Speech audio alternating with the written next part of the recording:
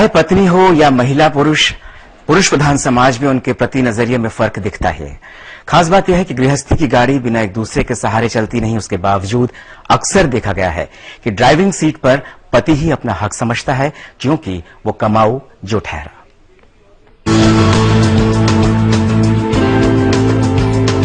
भारतीय परिवारों में परंपरा रही है कि पति कमाए और पत्नी उसकी कमाई से घर चलाए। आदर्श स्थिति ये होती है कि दोनों एक दूसरे से सामंजस्य बिठाकर परिवार चलाएं। आदर्श स्थिति ना भी हो तो खींचतान कर गाड़ी चल ही जाती है। पति कितना कमाता है का सवाल तब आता है जब पति और पत्नी के रिश्ते ठीक नहीं रहते। पति की सैलरी को लेकर एक पत्नी की फरियाद जुलाई 2007 में भी उठी थी। मामला कुछ ऐसा ही था। रायपुर की रहने वाली ऋतु शर्मा ने अपने पति की सैलरी जानने के लिए उनके सरकारी कार्यालय में आरटीआई आवेदन डाला था। सरकारी कार्यालय ने इसे एम्प्लॉय की निजी जिंदगी में दखल करार देते हुए अर्जी खारिज कर दी थी। इसके बाद मामला केंद्रीय सूचना आयोग में पहुंचा।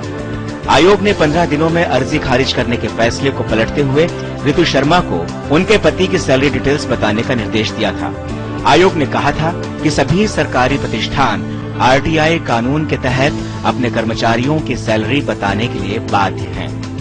पति की सैलरी जानने का सवाल इसलिए भी महत्वपूर्ण हो जाता है क्योंकि घरेलू कामकाजी महिलाएं आर्थिक तौर पर पूरी तरह से अपने पति पर निर्भर रहती हैं। ऐसे में अगर पति अपनी जिम्मेदारियों से भागता है तो फिर महिला की स्थिति दयनीय हो जाती है। इस बारे में कुछ वक्त पहले केंद्रीय महिला और बाल विकास मंत्रालय ने एक अच्छी पहल की थी।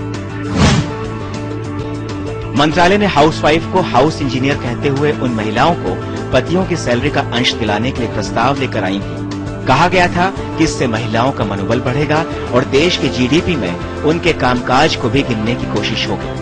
सैलरी के प्रस्ताव के आकलन के लिए घरेलू महिलाएं कितने घंटे काम करती हैं, इसका पता लगाने की कोशिश की गई। सांख्यिकी मंत्रालय से इसका खाका बनाने के लिए कहा गया और पता लगाने की कोशिश की गई कि अगर घर में नौकर रखने पड़े तो उसे कितने पैसे देने पड़ते हैं। इस आधार पर कामकाजी महिलाओं की अपने पति की सैलरी में हिस्सेदारी तय हो। लेकिन महिला और बाल विकास मंत्रालय के इस प्रस्ताव का विरोध भी हुआ। कहा गया कि अगर कामकाजी महिलाओं को सैलरी दी जाती है तो फिर उनकी बर्खास्तगी का भी अधिकार हो, और ये प्रस्ताव इसी दांवपेच में फंस कर रह गया। हालांकि इसी तरह से कानून इंडोनेशिया जैसे देश में भी है, जहां पर कामकाजी महिलाओं को उनके पति की सैलरी का कुछ हिस्सा देना कानूनी अनिवार्य किया गया है।